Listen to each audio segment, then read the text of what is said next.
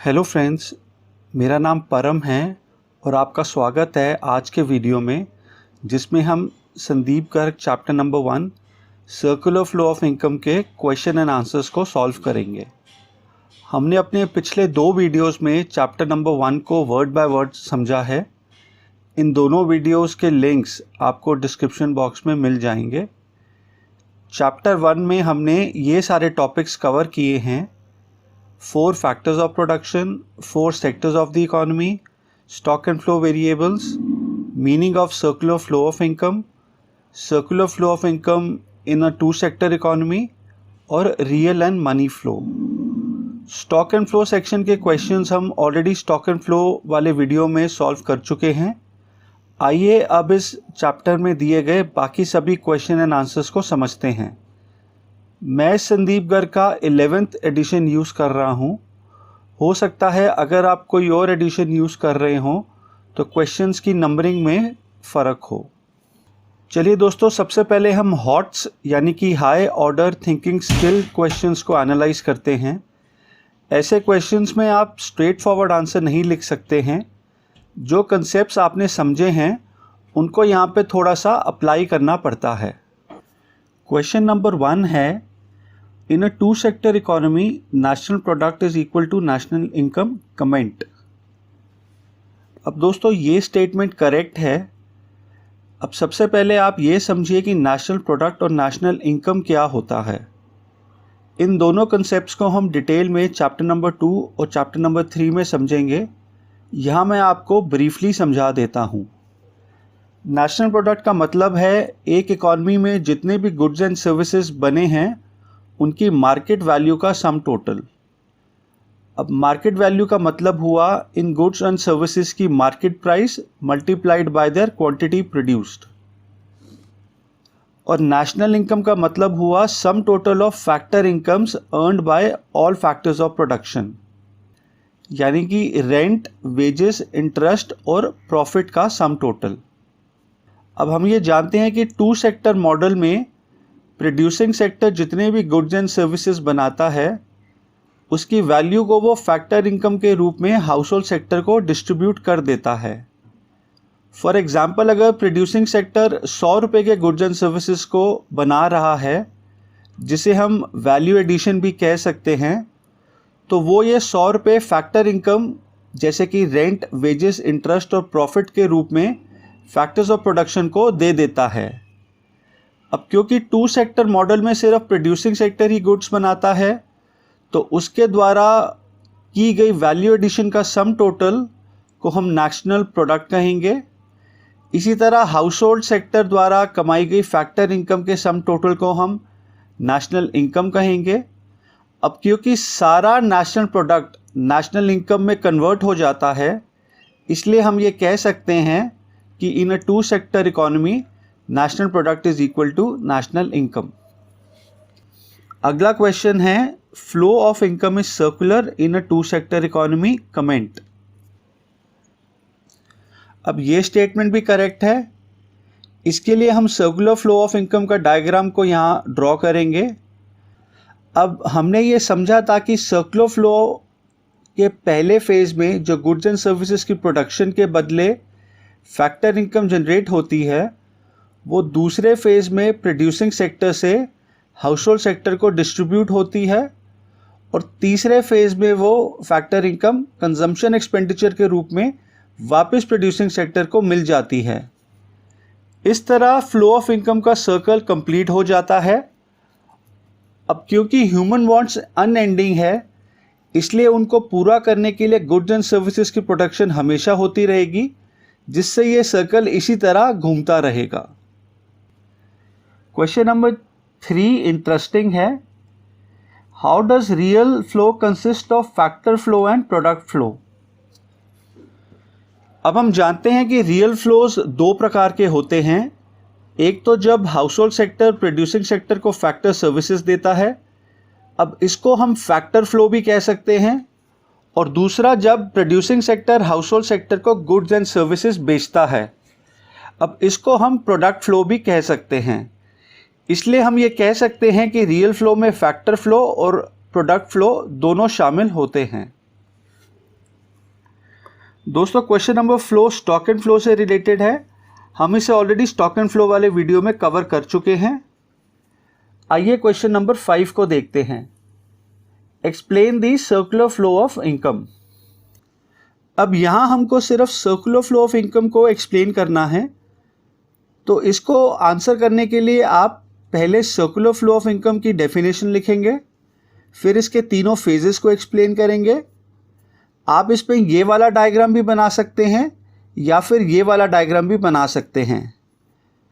अब अगर आपको क्वेश्चन दिया है कि explain circular flow of income in a 2 sector economy या फिर explain circular flow of income in a simple economy, तो फिर आपका जवाब थोड़ा डिफरेंट होगा। इसको हम डिटेल में अपने पिछले वीडियो में डिस्कस कर चुके हैं। इस वीडियो में भी हम आगे इसको समझेंगे। क्वेश्चन नंबर 6 है, circular flow of income in a 2 sector economy is based on the axiom that one's expenditure is others income.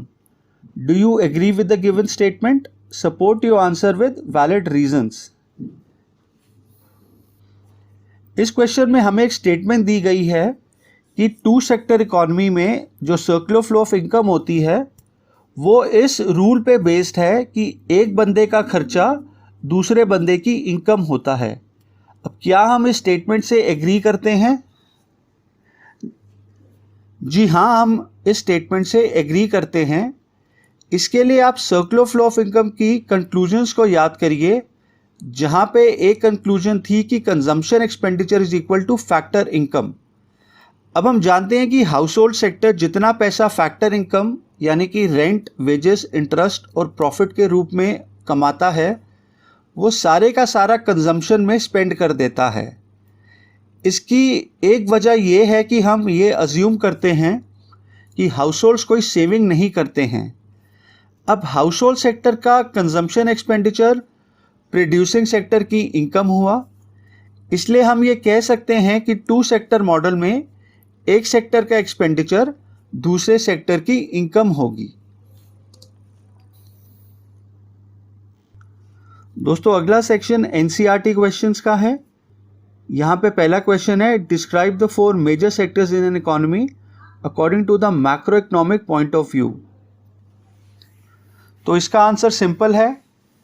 4 sectors जो इकोनॉमी में होते हैं वो होते हैं house hold sector, producer sector, government sector और एक्सटर्नल सेक्टर। अब इस क्वेश्चन का डायरेक्ट आंसर आपको संदीप गर्ग में नहीं मिलेगा। इसके लिए आप मेरा 4 सेक्टर ऑफ द इकोनॉमी का वीडियो देख सकते हैं, जिसका लिंक आपको डिस्क्रिप्शन बॉक्स में मिल जाएगा। इन चारों सेक्टर्स की डिस्क्रिप्शन भी मैं यहाँ डाल रहा हूँ, आप चाहे तो इनका स्क्रीनशॉट ले सकते हैं।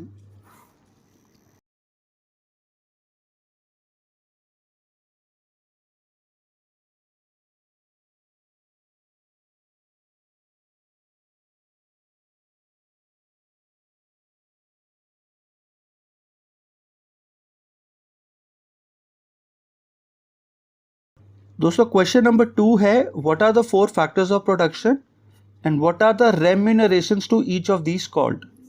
यहाँ पे रेम्यूनरेशंस का मतलब है 4 फैक्टर्स द्वारा कमाई गई फैक्टर इनकम। अब जैसा कि हम जानते हैं कि 4 फैक्टर्स ऑफ प्रोडक्शन होते हैं लैंड, लेबर, कैपिटल और एंटरप्रेन्योर। अब इनके द्वारा कमाई गई फैक्टर इनकम होती है, लैंड ओनर को मिलता है रेंट, लेबर को वेजेस या सैलरी, कैपिटल को इंटरेस्ट और एंटरप्रेन्योर को profit. Question number 3 stock and flow से है। हम ऑलरेडी इसको स्टॉक एंड फ्लो वाले वीडियो में कवर कर चुके हैं। दोस्तों अगली कैटेगरी है फिल इन द ब्लैंक्स। ऐसे क्वेश्चंस एग्जाम में नॉर्मली 1 नंबर के आते हैं। अब पहला क्वेश्चन है, in the dash phase income received by factors of production is spent on goods and services produced by dash. अब हम ये जानते हैं कि थर्ड फेज, जिसे हम एक्सपेंडिचर फेज या फिर डिस्पोजिशन ऑफ इनकम फेज कहते हैं, हाउस होल्ड सेक्टर्स फर्म द्वारा बनाई गई गुड्स एंड सर्विसेज की परचेज पे अपनी कमाई गई इनकम को खर्च करते हैं। यानी इस क्वेश्चन के पहले ब्लैंक में हम एक्सपेंडिचर फेज या फिर डिस्पोजिशन ऑफ इनकम फेज लिखेंगे और दूसरे ब्लैंक में हम फर्म या फिर प्रोड्यूसिंग सेक्टर लिखेंगे। अगला क्वेश्चन है, in a two sector economy there is no dash and dash sector. अब इसका जवाब आसान है। हम जानते हैं कि टू सेक्टर इकोनॉमी में सिर्फ फर्म और हाउस होल्ड सेक्टर ही होते हैं, यानी कि ऐसी इकोनॉमी में ना तो गवर्नमेंट सेक्टर होता है और ना ही एक्सटर्नल सेक्टर।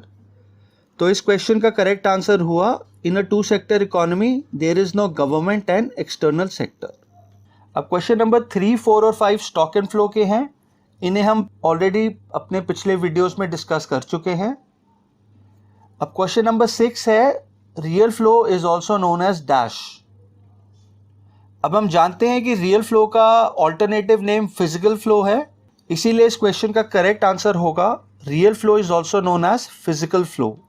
क्वेश्चन नंबर 7 है, in a two sector economy household sector supplies factor services only to dash and the firm hires factor services only from dash। अब हम जानते हैं कि टू सेक्टर इकोनॉमी में हाउसहोल्ड सिर्फ फर्म्स को factors of production देते हैं और फर्म सिर्फ हाउसहोल्ड से ही फैक्टर्स ऑफ प्रोडक्शन लेती है। तो इस क्वेश्चन का करेक्ट आंसर हुआ, in a two sector economy household sector supplies factor services only to firms and the firms hire factor services only from households. Question number 8 है, real flow involves exchange of dash and dash. अब हमने अपने पिछले video में ये पढ़ा है कि रियल फ्लो में हाउसहोल्ड से फर्म को फैक्टर सर्विसेज मिलती हैं और फर्म से हाउसहोल्ड्स को गुड्स एंड सर्विसेज मिलते हैं, यानी कि रियल फ्लो में गुड्स एंड सर्विसेज का एक्सचेंज इन्वॉल्व होता है। तो इस क्वेश्चन का करेक्ट आंसर हुआ, real flow involves exchange of goods and services. Question number 9 है, dash is also known as nominal flow. अब हम जानते हैं कि मनी फ्लो का ऑल्टरनेटिव नेम नॉमिनल फ्लो होता है, तो इस क्वेश्चन का करेक्ट आंसर हुआ, money flow is also known as nominal flow. Question number 10 है, dash phase involves flow of factor income from firms to the households. अब हम जानते हैं कि सर्कुलर फ्लो ऑफ इनकम के दूसरे फेज में, जिसे हम इनकम फेज या फिर डिस्ट्रीब्यूशन ऑफ इनकम फेज भी कहते हैं, फर्म्स हाउस होल्ड सेक्टर को फैक्टर इनकम डिस्ट्रीब्यूट करती है। तो इस क्वेश्चन का करेक्ट आंसर हुआ, income phase involves flow of factor income from firms to the households. दोस्तों, क्वेश्चन नंबर 11 स्टॉक और फ्लो से रिलेटेड है, इसे हम ऑलरेडी कवर कर चुके हैं। अब अगला सेक्शन है ट्रू और फॉल्स क्वेश्चंस का। ये भी एग्जाम में 1 नंबर के आते हैं। अब इनको आंसर करते वक्त आपको गिवन स्टेटमेंट बतानी है कि वो ट्रू है या फॉल्स है, और इसका आपको रीज़न भी साथ में लिखना है। अब अगर आपने इसका रीज़न नहीं लिखा तो आपको इस क्वेश्चन के नंबर नहीं मिलेंगे, भले ही आपका आंसर करेक्ट हो। या हम पहले क्वेश्चन नंबर 1 को देखते हैं। ये क्वेश्चन शायद हमारे स्टॉक और फ्लो में से मिस हो गया था, इसलिए हम इसको यहाँ पर कवर करते हैं। Capital formation is a flow. अब हमें बताना है कि ये स्टेटमेंट करेक्ट है या फॉल्स है। तो ये स्टेटमेंट करेक्ट है, क्योंकि कैपिटल फॉर्मेशन को हम एक टाइम पीरियड में ही मेजर करते हैं, इसीलिए ये एक फ्लो है। अब ध्यान दीजिए, अगर यहाँ कैपिटल फॉर्मेशन की जगह सिर्फ कैपिटल दिया होता तो फिर वो एक स्टॉक वेरिएबल होता, क्योंकि हम कैपिटल को एक पर्टिकुलर पॉइंट ऑफ टाइम पे ही मेजर कर सकते हैं। अब क्वेश्चन नंबर 2 है, real flow is also known as nominal flow. अब इसका आंसर आप 2 तरीके से लिख सकते हैं। अब ये स्टेटमेंट तो फॉल्स है, क्योंकि रियल फ्लो का ऑल्टरनेटिव नेम फिजिकल फ्लो होता है। तो आप इस क्वेश्चन का रीजनिंग 2 तरीके से दे सकते हैं।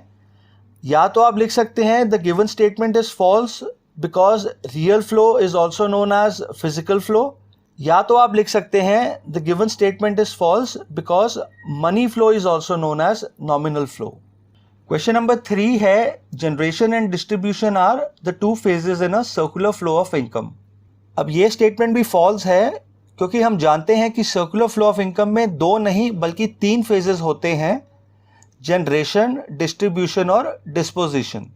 क्वेश्चन नंबर 4 है, in a 2 sector economy total production is always equal to total consumption. अब ये स्टेटमेंट ट्रू होगी, क्योंकि 2 सेक्टर इकोनॉमी में प्रोड्यूसिंग सेक्टर जितने भी गुड्स एंड सर्विसेज प्रोड्यूस करता है, वो सारे के सारे goods and services household sector उससे खरीद लेता है। अगर आपको ध्यान होगा, हमारे 2 सेक्टर मॉडल इकोनॉमी का ये एक कंक्लूजन भी था। Question number 5 stock and flow से रिलेटेड है, इसको हम यहाँ पे कवर नहीं करेंगे। क्वेश्चन नंबर 6 है circular flow of income does not take place in case of closed economy. अब ये स्टेटमेंट फॉल्स होगी क्योंकि हम जानते हैं कि क्लोज्ड इकोनॉमी वो इकोनॉमी होती है जिसमें एक्सटर्नल सेक्टर नहीं होता है, और हम ये भी जानते हैं कि टू सेक्टर इकोनॉमी जिसमें सिर्फ फर्म्स और हाउस होल्ड सेक्टर ही होते हैं, वहाँ पे सर्कुलर फ्लो ऑफ इनकम होता है। अब ये टू सेक्टर इकोनॉमी, जिसे हम सिंपल इकोनॉमी भी कह सकते हैं, क्लोज्ड इकोनॉमी का एग्जाम्पल हुआ क्योंकि यहाँ पे एक्सटर्नल सेक्टर नहीं होता है। अगला सेक्शन है मैचिंग टाइप क्वेश्चंस का। यहाँ आपको एक कॉलम में दी गई आइटम्स को दूसरे कॉलम में दिए गए उनके करेक्ट आंसर से मैच करना होता है, या फिर आपको दी गई ऑप्शंस में से करेक्ट पेयर को चुनना होता है। जैसा कि हम क्वेश्चन नंबर 1 में देखते हैं, यहाँ पर हमें दिए गए 4 ऑप्शंस में से करेक्ट पेयर ऑफ स्टेटमेंट्स को चूज करना है। अब पहली ऑप्शन है मनी फ्लो, और साथ में इसका आंसर हमें दिया गया है it involves exchange of goods and services. अब हम जानते हैं कि मनी फ्लो में सिर्फ मनी का ही इन्वॉल्वमेंट होता है, ना कि गुड्स एंड सर्विसेज का, तो ये ऑप्शन गलत है। अब सेकेंड ऑप्शन में हमें दिया गया है स्टॉक, और साथ में दिया गया है इट हैज टाइम डायमेंशन। अब ये स्टेटमेंट भी गलत है क्योंकि स्टॉक वेरिएबल में टाइम डायमेंशन नहीं होता है। अगली ऑप्शन में हमें दिया गया है real flow, it is also known as physical flow. तो ये स्टेटमेंट करेक्ट है क्योंकि हम जानते हैं कि रियल फ्लो का ऑल्टरनेटिव नेम फिजिकल फ्लो होता है। अब ऑप्शन नंबर 4 है फ्लो, और साथ में उसके दिया गया है it is a static concept. तो ये स्टेटमेंट भी गलत है क्योंकि हम जानते हैं कि flow is a dynamic concept, यानी कि इस क्वेश्चन का करेक्ट आंसर हुआ ऑप्शन नंबर सी। दोस्तों question number 2 stock and flow से रिलेटेड है, इसको हम अपने पिछले वीडियोस में कवर कर चुके हैं। अब क्वेश्चन नंबर 3 में हमें कॉलम ए में दी गई आइटम्स का करेक्ट पेयर कॉलम बी से चूज करना है। यहाँ हम कॉलम ए की आइटम नंबर 1 यानी नॉमिनल फ्लो को कॉलम नंबर बी में दिए गई आइटम नंबर बी से मैच करेंगे, और कॉलम ए में दिए गए आइटम नंबर 2 यानी कि फिजिकल फ्लो को कॉलम बी में दिए गए आइटम नंबर ए यानी कि it involves exchange of goods and services उससे मैच करेंगे। क्वेश्चन नंबर 4 में भी हमें एक कॉलम की आइटम्स को उसके करेक्ट आंसर से मैच करना है जो कि दूसरे कॉलम में दे रखी है। अब हम जानते हैं कि रियल फ्लो में हम flow of goods and services between firms and house holds को मेजर करते हैं, तो हम इसको कॉलम नंबर बी की आइटम नंबर बी से मिलाएंगे।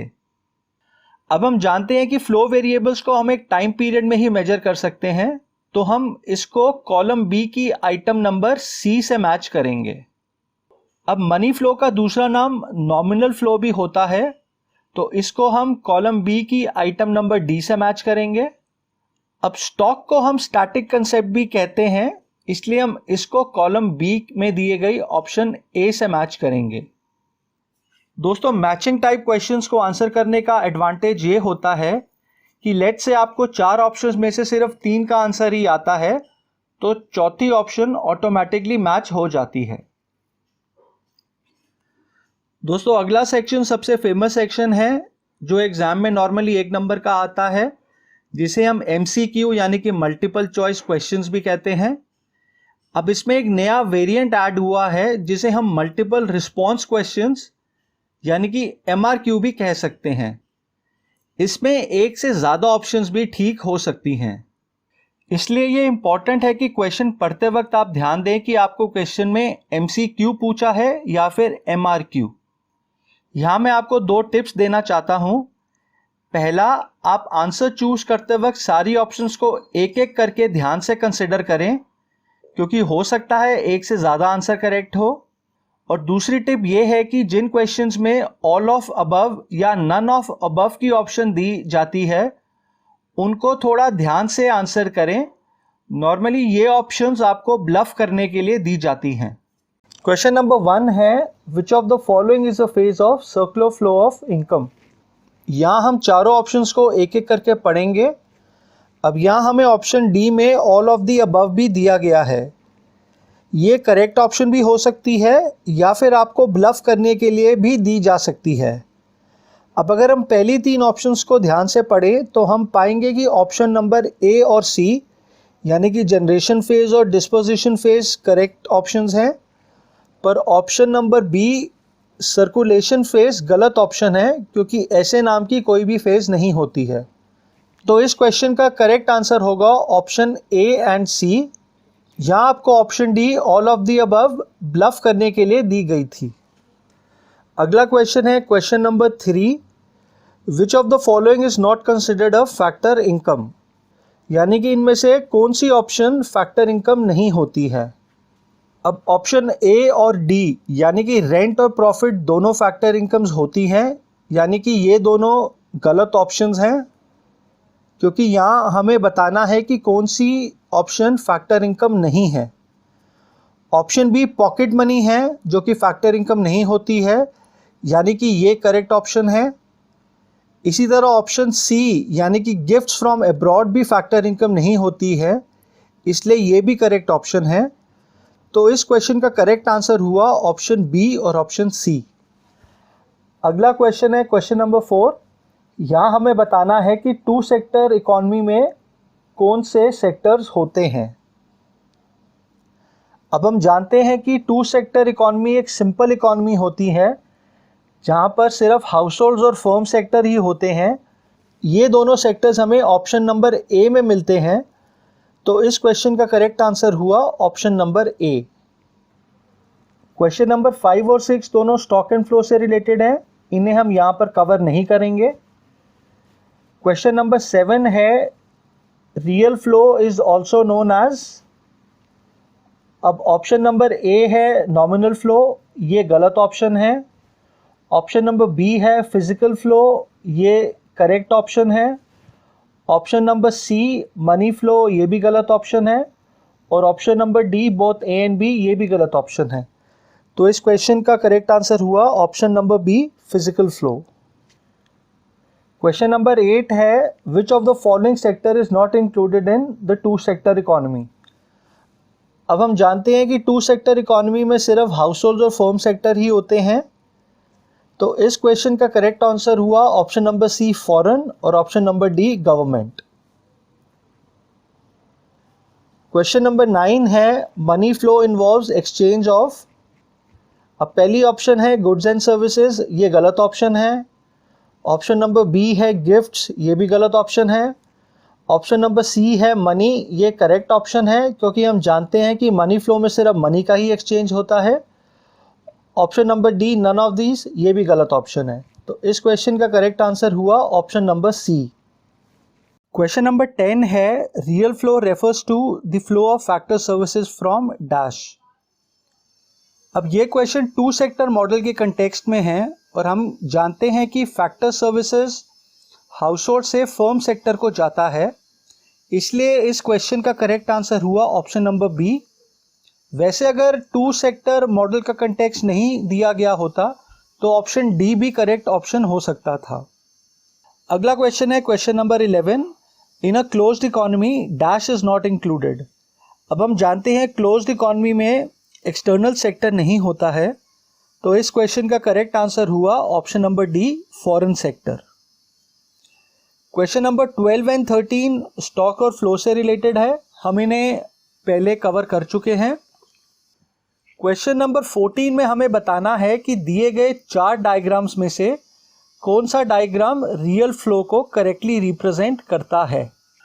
अब ऐसे क्वेश्चंस को थोड़ा ध्यान से एनालाइज करना चाहिए जहां ऐसे डायग्राम्स दिए गए होते हैं। हम जानते हैं कि रियल फ्लो 2 प्रकार के होते हैं। पहला फैक्टर सर्विस जो हाउस होल्ड से फर्म सेक्टर की तरफ फ्लो करते हैं, और दूसरा गुड्स एंड सर्विसेज जो फर्म से हाउस होल्ड्स की तरफ जाते हैं। अब इस डेफिनेशन को ध्यान रख के हम चारों ऑप्शंस को देखते हैं। ऑप्शन ए में कंजम्पशन एक्सपेंडिचर दिया गया है, तो ये गलत ऑप्शन होगी क्योंकि कंजम्पशन एक्सपेंडिचर मनी फ्लो का हिस्सा होता है, ना कि रियल फ्लो का।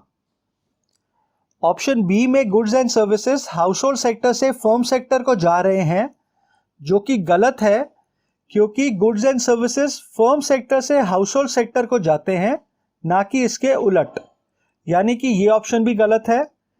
ऑप्शन सी करेक्ट ऑप्शन होगी, क्योंकि यहाँ पे फैक्टर सर्विसेज हाउस होल्ड से फर्म्स को जा रहे हैं और गुड्स एंड सर्विसेज फर्म से हाउस होल्ड्स को जा रहे हैं। ऑप्शन डी में फैक्टर पेमेंट्स दिया गया है जो कि मनी फ्लो का हिस्सा होते हैं, तो ये ऑप्शन भी गलत होगी, यानी कि इस क्वेश्चन का करेक्ट आंसर हुआ option number C. Question number 15 में हमें बताना है कि दिया गया डायग्राम कौन से फ्लो को रिप्रेजेंट करता है। अब क्योंकि इस पे कंजम्पशन एक्सपेंडिचर और फैक्टर पेमेंट दे रखी है, तो ये मनी फ्लो होगा, इसलिए ऑप्शन ए गलत है और ऑप्शन बी करेक्ट है। अब हम ये भी जानते हैं कि मनी फ्लो का ऑल्टरनेटिव नेम नॉमिनल फ्लो भी होता है, तो ऑप्शन सी भी करेक्ट होगी।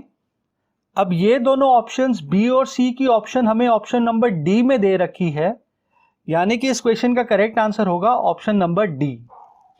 क्वेश्चन नंबर 16 में हमें बताना है कि सर्कुलर फ्लो ऑफ इनकम किस डायग्राम से करेक्टली रिप्रेजेंट होता है। यहाँ हमें हर एक डायग्राम में मैक्सिमम एक गलती पकड़नी है। अब ऑप्शन बी में goods and services household से फर्म्स को जा रहे हैं, जो कि गलत है, क्योंकि असल में इसका ठीक उल्टा होता है, यानी कि ऑप्शन बी गलत है। ऑप्शन सी में फैक्टर पेमेंट्स हाउस होल्ड से फर्म्स को जा रहे हैं, ये भी गलत है, क्योंकि यहाँ भी इसका उल्टा होना चाहिए, यानी ऑप्शन सी भी गलत है। ऑप्शन डी में भी goods and services household से फर्म्स को जा रहे हैं, जो कि गलत है, यानी कि by default option A correct होना चाहिए, पर हम तब भी एक बार सारा डायग्राम चेक कर लेते हैं। अब हम देखते हैं कि ये डायग्राम करेक्ट है, यानी कि इस क्वेश्चन का करेक्ट आंसर हुआ ऑप्शन नंबर ए। क्वेश्चन नंबर 17 और 18 स्टॉक और फ्लो से रिलेटेड है, हम इन्हें ऑलरेडी कवर कर चुके हैं। क्वेश्चन नंबर 19 है flows of goods and services and factors of production across different sectors in a barter economy is known as. अब हम जानते हैं कि गुड्स एंड सर्विसेज और फैक्टर सर्विसेज का फ्लो रियल फ्लो होता है, यानी कि यहां पे करेक्ट ऑप्शन है ऑप्शन नंबर बी। दोस्तों अगला सेक्शन है very short answer type questions का। इन क्वेश्चंस का आंसर हमें नॉर्मली एक या दो सेंटेंसेस में ही आंसर करना होता है। ऐसे क्वेश्चंस एक नंबर के होते हैं और काफ़ी स्ट्रेट फॉरवर्ड होते हैं। अब क्वेश्चन नंबर 1 में हमें सर्कुलर फ्लो ऑफ इनकम का मीनिंग बताना है, तो इसके आंसर में आप इसकी डेफिनेशन को यहाँ पे लिखेंगे। क्वेश्चन नंबर 2 में हमें सर्कुलर फ्लो ऑफ इनकम के तीनों फेजेस के नाम लिखने हैं। तो हम जानते हैं कि सर्कुलर फ्लो ऑफ इनकम के तीनों फेजेस होते हैं जनरेशन फेज, डिस्ट्रीब्यूशन फेज और डिस्पोजिशन फेज। क्वेश्चन नंबर 3 है what is the function of households in the circular flow of income two sector model. अब हम जानते हैं कि हाउस होल्ड्स के दो फंक्शंस होते हैं। पहला supplier of factors of production to firm sector और दूसरा and consumer of final goods and services produced by the firm sector. Question number 4, 5 और 6 स्टॉक और फ्लो से रिलेटेड है, हम इन्हें ऑलरेडी कवर कर चुके हैं। क्वेश्चन नंबर 7 है what are the two types of circular flows. तो हम जानते हैं कि सर्कुलर फ्लोज दो प्रकार के होते हैं, रियल फ्लो और money flow.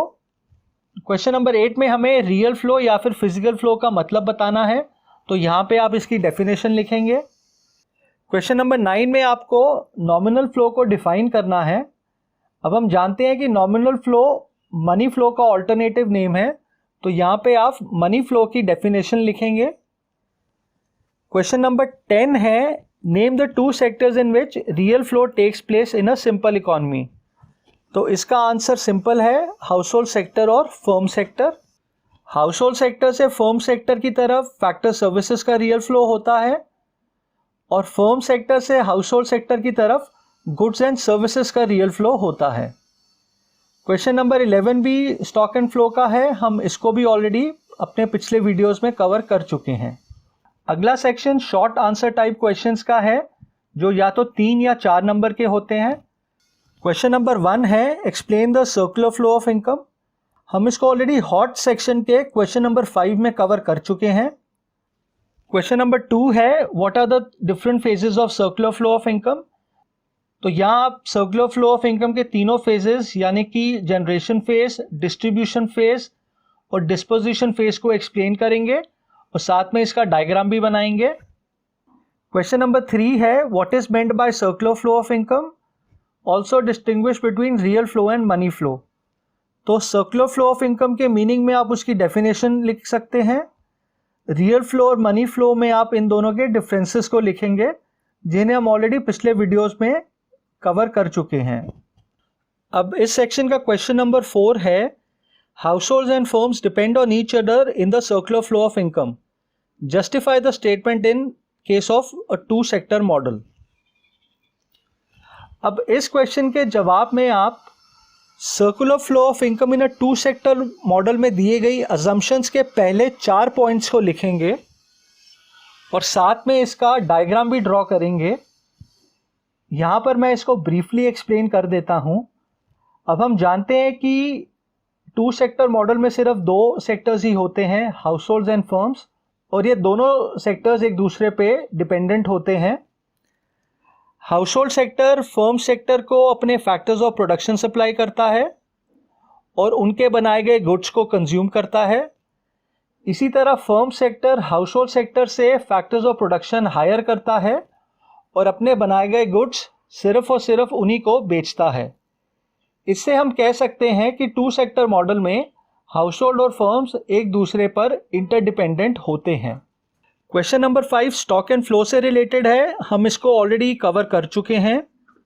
Question number 6 important है और नॉर्मली एग्जाम में यही वाला क्वेश्चन 3 नंबर का आता है।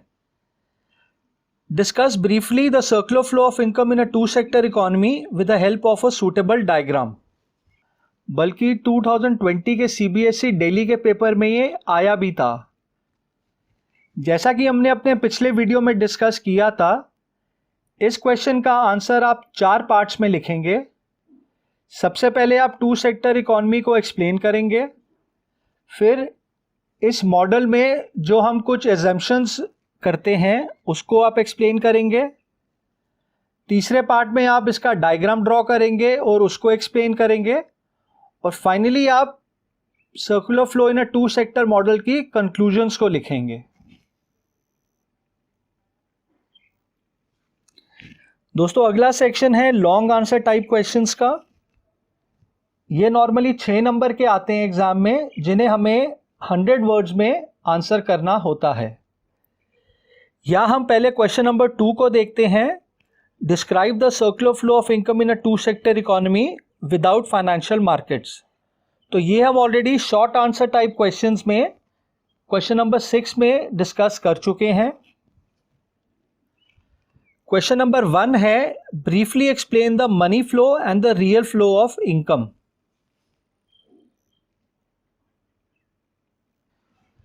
इस क्वेश्चन का डायरेक्ट आंसर आपको सेक्शन 1.4 से मिल जाएगा, जहां आप रियल फ्लो और मनी फ्लो को डिफाइन करेंगे और उसको एक्सप्लेन करेंगे। साथ में आप ये दोनों डायग्राम्स भी बना सकते हैं।